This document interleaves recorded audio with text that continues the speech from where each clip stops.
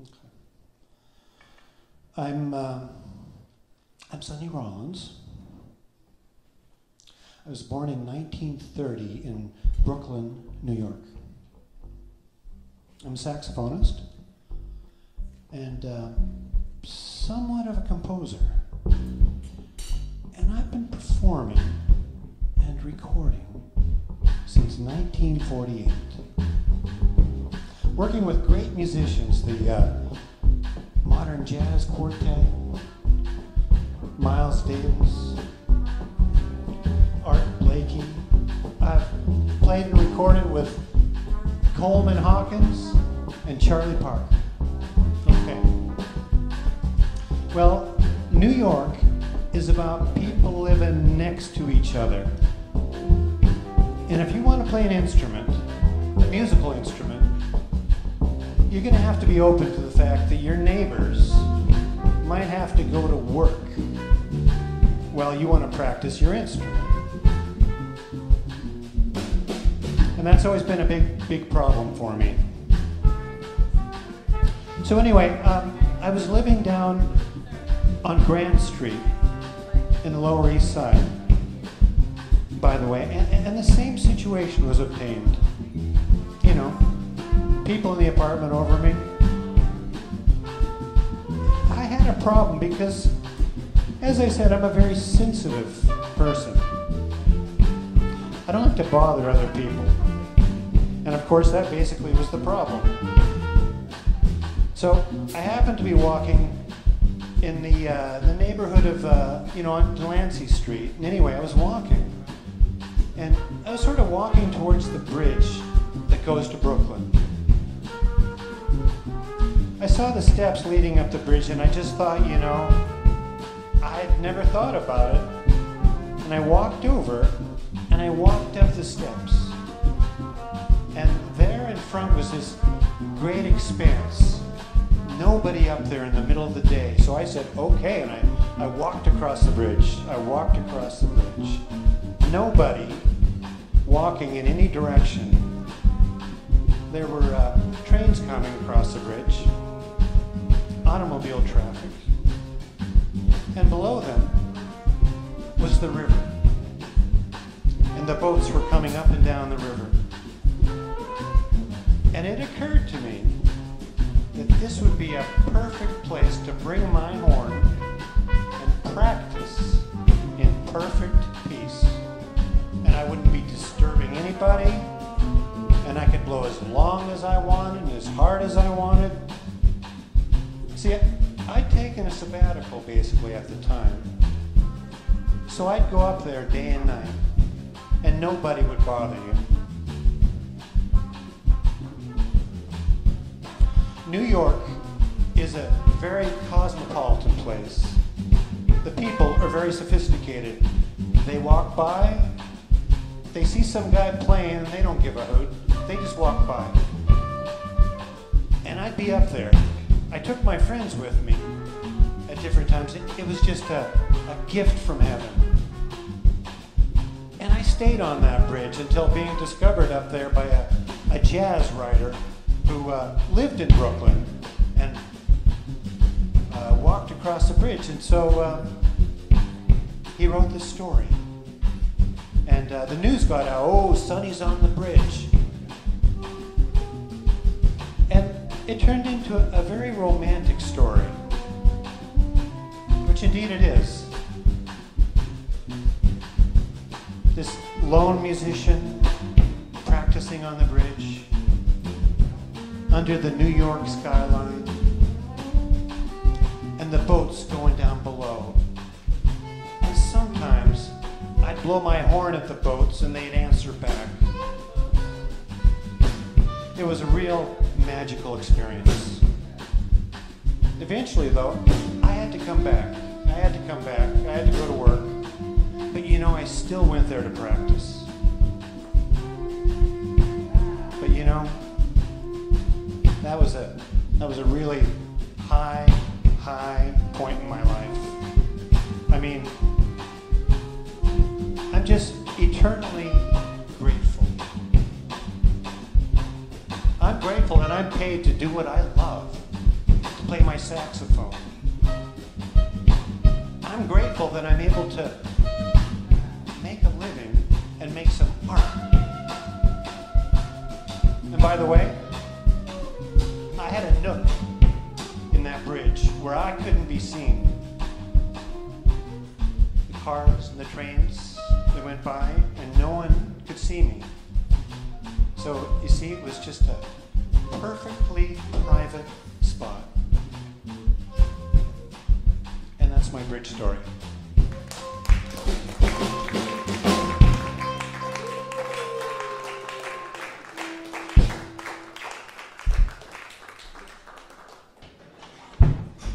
My name is Marvin Boogaloo Smith. I was born in 1948 in Englewood, New Jersey. So let me tell you how I got into the business, how I got into the recording and the drum business, how I went to Town Sound Recording Studio. When I got to high school,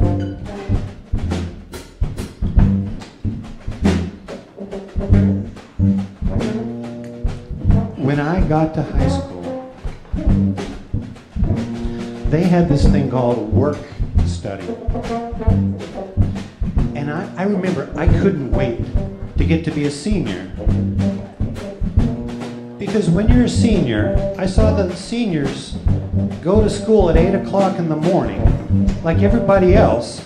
But 12 o'clock, when people took their lunch, I saw these seniors go and get in their cars and leave. And I didn't never see them until the next day. So when I got to high school, I asked a woman, I asked a counselor, I said, well, what is that thing I see when the seniors go out and getting in them cars and leaving? I don't never see them until the next day. And they said, they're doing work study. Well, what is work study? They said, you go to school in the morning, and then you go to work in the afternoon at some job in the town, and you get a grade on it. So when I was a senior, they opened up this recording studio in my hometown of Englewood. Englewood? Anyone? It was, okay, so Englewood. That's my hometown. It's very famous. Big people live there. Dizzy Gillespie, Sarah Vaughan, George Benson. They lived on what's called the Hill. Now, we lived in Englewood Cliffs. And anyway, that's up in the mountains, and it's big mansions and stuff. So anyway, Town Sound. It's called after Ed Townsend. Ed Townsend. He was went on to be a famous producer in Hollywood. Anyway, so they opened up this studio, and I knew I wanted to go down there. See, I wanted to be a drummer. I had to be about 16 or 17. I said, I want to be a drummer, and the way that I can be a drummer, to continue this, I don't want to get me no job in a pet shop or as an auto mechanic, because I don't know anything about cars and I don't care anything about pets. What I want to do is play drums. So I'm going down there to Town Sound. I'm going to fill me out an application, and I'm going to get me a job as a sweep-up man. I'm going to get the go-get-it man, the go-get-the hamburger man, the go-get-lunch man, and the switchboard man. Because one day there's going to be a hole up there, and they're going to say, Boogaloo, we got a group up here, and we need a drummer. The drummer didn't show. Can you come up? And I would say yes. I knew I would say yes. But in the meantime, I was running the switchboard, I was getting them lunch, I was doing the sweeping up, I was cleaning the toilets. I was doing anything I could just to be in that building. So I got the job, and I did all that, and then one day, Bernard Purdie, one of the famous drummers, he used to live in Teaneck, and I lived in Inglewood. Inglewood? No, okay. Bernard couldn't come to the gig, couldn't come to the recording studio. And they said exactly what I thought they would say. They said, Boogaloo. Well, Marvin. See, I wasn't named Boogaloo then. I hadn't gone to Europe and all that stuff. But they said, Marvin, we heard that you play drums. We gotta make this session. The musicians are here. Can you come and play drums? I threw the broom down, I threw the switchboard down, and I went to Studio A, and I sat at the drums, and I played my first recording day. After that, they never asked me to go back to the broom or nothing. None of that. They never asked me, and I never did none of that no more. I was actually playing drums, and I loved it. I was in school in the morning doing regular stuff that you did in school. At 12 o'clock, I was in the studio, and it was professional. And it was the only wooden studio. It was made totally out of wood, which is a really good thing to make a studio out of wood. And everybody from James Brown to Wilson Pickett recorded there. I was the drummer on a lot of those cuts. So I was around all those people all my life, and I learned the recording engineer. And now, man, when I look back on it, it's really strange that I'm the CEO of a 48-track recording studio. Man, my life is like a fairy tale. And that's my story.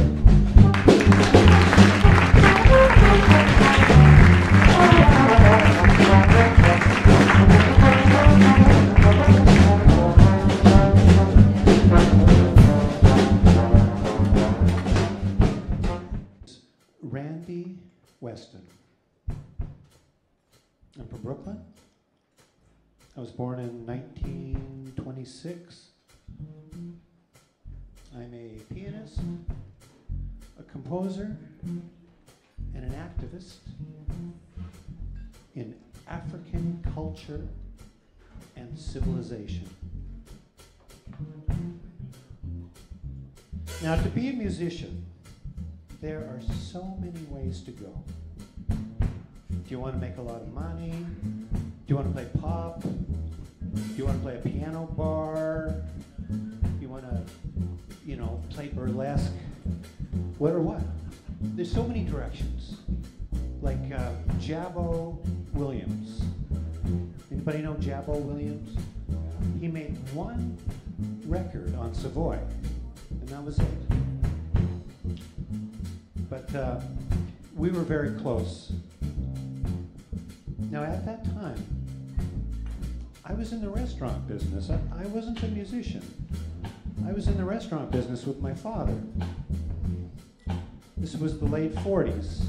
And this right here was a restaurant in my home. And from there, I took the restaurant over, and I ran it for 3 years.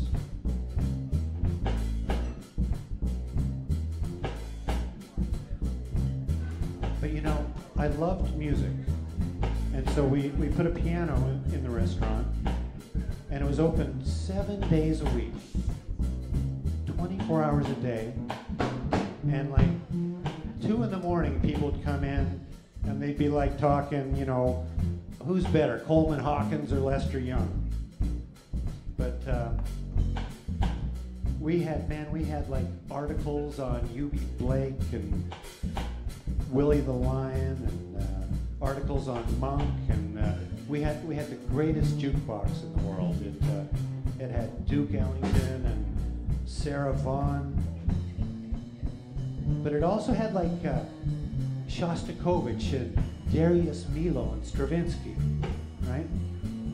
So the musicians would come in 2 or 3 in the morning, and they'd hang, and it was very spiritual, you know. It was Herbie Nichols was part of that group, and during that period, I met several musicians that never made a recording, not a single record.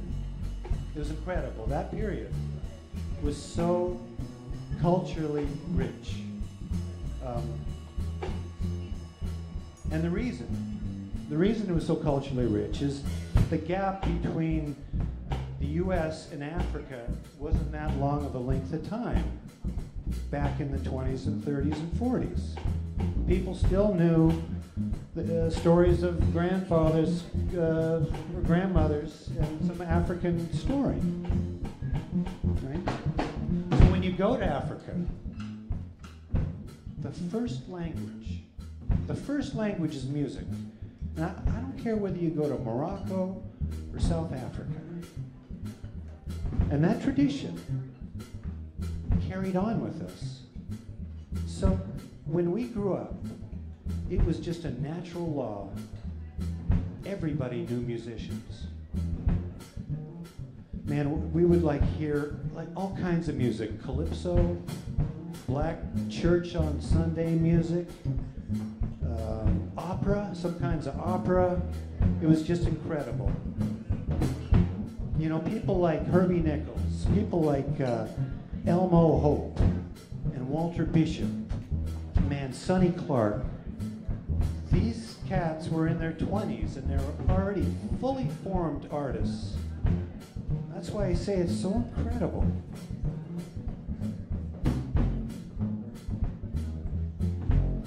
So, the important part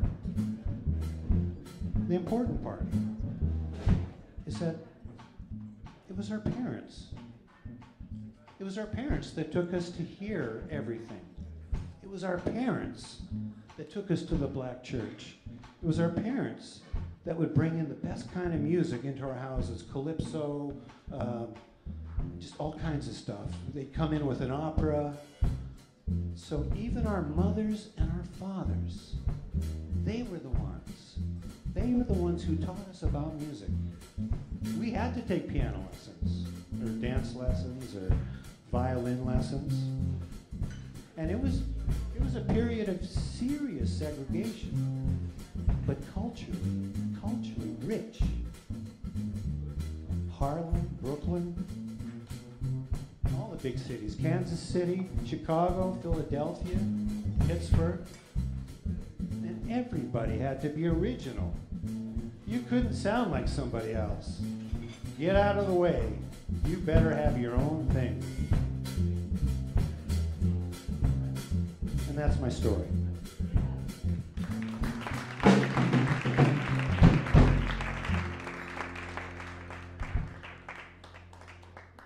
Jane Clayton at this time.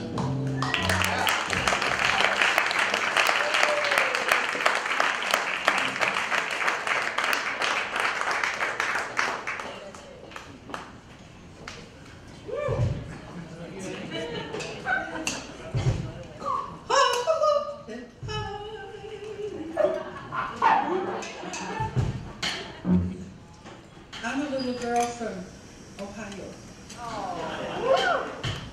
I was born in Youngstown, Ohio.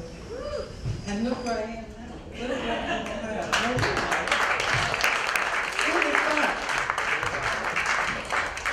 And I'll try, I got 4 or 5 decades here, so I'll go fast. No, but I'm trying to, when he said to tell a story, and of course I got many.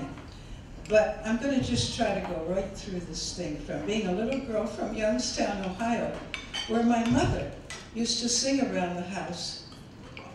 What later I knew were standards.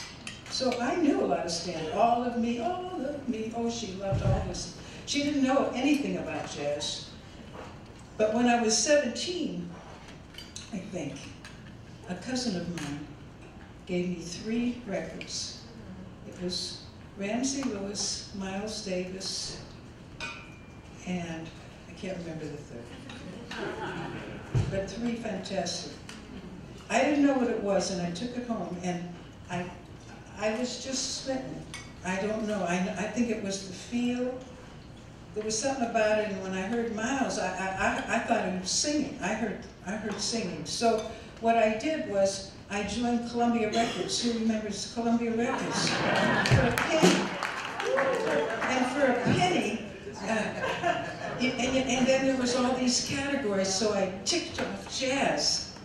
And I began to get all these fantastic records. And I started to listen. It was over for me. So meanwhile, I graduated from high school and I went to college. I didn't even know what college was, to be honest with you. This was in 1959. But I went anyway to get away from home, get away. And so I went to the furthest college in Ohio, Miami of Ohio. So I wouldn't go home too often, you know, because I mean I was shy. I talk a lot now, but I really was shy. Well, lucky me, there was no jazz education, of course. So I was classical. Oh, so that's not bad. I learned some stuff. But there was a jazz musician. I'm gonna talk fast now. And there was a trombonist, a wonderful trombonist who had been in the service, so he knew about jazz. And I used to sing around the dorm, a cappella. I don't know. Funny Valentine, you know, the whole thing. And my roommate, who was a classical major, she said, you ought to sing for John Watson. He'll tell you if you could sing. Because I already knew I was following something. I didn't know I was going to be a jazz singer. So sure enough, I went to sing for John Watson, and the next thing I was singing on weekends. I was in his band, $10, $10 a gig. Well, now it's up to 50. But anyway, only just try not to. This is actually going to lead to something. Oh, but I'll sing a little too. So I had, by the time I had 4 years of college, I had a repertoire. I knew stuff. I knew the tunes. I loved them, and I was the singer in the band, so I got to sing 3 tunes. I tell my students this, you know, say, you know, and they got to play blah blah blah, and then I get my 3 tunes, and that got old after a while because I wanted to be more a part of the band. But man, did I learn a lot. Anyway, blah blah blah. Fast forward, I went to New York when I was 21. How brave! Nobody left Ohio. How brave! I didn't know anybody. You know, but I knew I had to go to New York because guess what? How lucky me. Miles was playing, Train was playing, Sonny Rollins. I even saw Eric Dolphy, Monk at the 5 spot. So only to say it was a fantastic time. But also, and this pertains to this situation, why I was even asked here, suddenly they decided they didn't want to read music anymore. And certain people, and in the lofts, to continue it, started to play free, and I happened to have a loft. Because I was doing office temp work. Oh, I was doing office temp work, typing. I didn't want to teach, I was too young. You know, I did office temp work, and I was invited to dinner in a loft on Lispenard Street. Who knows it? Lispenard Street. And I said, this is where I gotta live. This is where I can make music. So I did, $80 a month. And we played, and next to me was these musicians, this, instrumentalists, doing all this free jazz. And there I was, and Jean Lee, connection. The beautiful Jean Lee. There weren't too many singers doing this. You know, why would you want to do that? Oh, well, I did. I did. And so, anyway, I had the loft, and again, I think you were telling a story about where was I going to get a gig? I was nobody. Where was I going to get a gig? You know, I called Art DeLugoff. What? This little girl from Ohio, you know, why would he hire me? He was so wonderful, too. He said, you know, why would I hire you? But isn't that great? But isn't that great? You know, usually they just don't call you back. And he was right. So I started anyway, short story long. I decided I had to sing because you can't learn this without doing it. So I started doing concerts, jazz at the Loft. I wonder if there's one person here who ever went. Anyway, it doesn't matter. Jazz at the Loft, and everybody, even Sam Rivers played. A lot of people played this Loft, where everybody wasn't famous then, you know. And anyway, it was free jazz, and I am free in, and I am out, and end of story. But if you ever want to come talk to me, I got a lot of stories. That's all I'm going to tell you.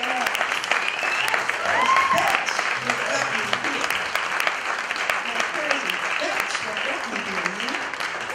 Do better.